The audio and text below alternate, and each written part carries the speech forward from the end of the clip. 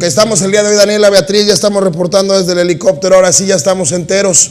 Vamos a nuestra siguiente cápsula, ya está de invitado en el estudio el señor Roberto Maldonado. Vamos contigo, Daniela, Beatriz, seguimos transmitiendo. Dani, ¿te acuerdas que en Chiquilladas hacían más o menos una cosa así? Más o menos. Pituca y petaca, parece petaca. Por lo rellenito. Híjole, hijo, ya fue, ya te lo echaste. Bueno, muchas gracias desde donde estés transmitiendo, donde quiera que en un lugar lejano. Gracias, mi querido Gustavo Gallardo. Cuyo nombre no quiero acordar. Exactamente. Oye, no, lo cierto es que ya está Robert Maldonado aquí en la casa, ya está listo para hablar sobre historias dominantes y algo más, porque ya no entendí de qué íbamos a hablar hoy, pero bueno. Que nos explique, ¿no? Que nos explique. ¿Cómo estás? Hola, ¿cómo estás? Buenos días. ¿Ya estás listo para Brasil? Claro que sí.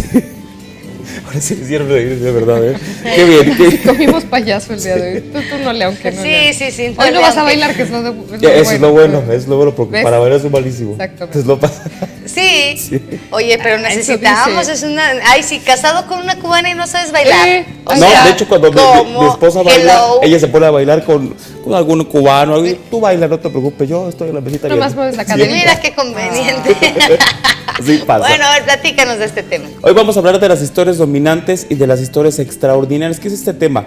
Hoy quiero hablar de este tema porque en particular todos los seres humanos tenemos ciertas historias que marcaron nuestra vida, que son precedentes. Sí. Pero estas historias comúnmente nos vienen, a veces nos alcanzan, porque así lo llamo yo, en ocasiones me llegan a alcanzar estas historias donde hay historias obviamente positivas, pero hay historias donde hay muchas conductas tóxicas. En ocasiones he llegado a tener pacientes en el consultorio que tienen ciertas conductas tóxicas que a lo mejor se están repitiendo de un abuelo o de un bisabuelo que muchas veces que ni siquiera conocieron, ni siquiera tuvieron conocimiento de que tuvieran esas conductas. Sin embargo, esas conductas a nivel inconsciente te van alcanzando.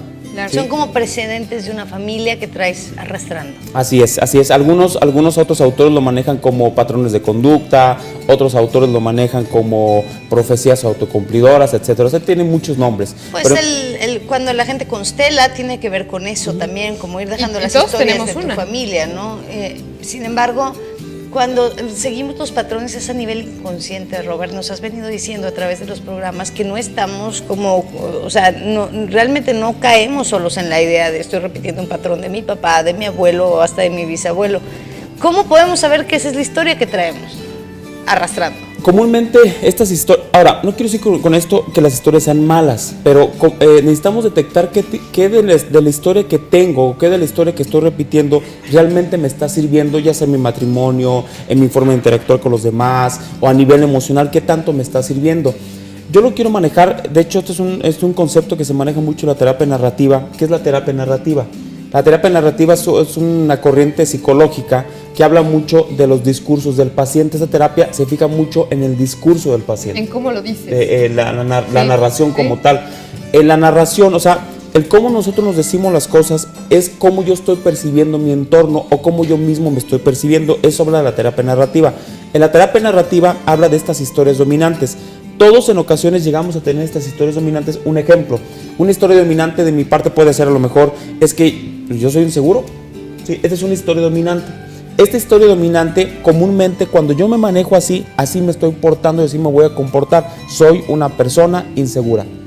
Todos en mi casa se divorcian, podría ser. Yo he oído esa historia. O, por ejemplo, la contraria, que es en mi casa, nadie se había divorciado. O sea, todo el mundo conserva, a pesar de lo que pase, sus matrimonios. Y cuando yo decido divorciarme, sí fue ¿cómo crees? O sea, qué oveja tan negrísima de la familia. Entonces es una historia permanente de, no importa, aquí todos conservamos nuestros matrimonios. Sí, pero tienes razón, ni bueno ni malo. Lo cierto es que hay que capitalizarlo.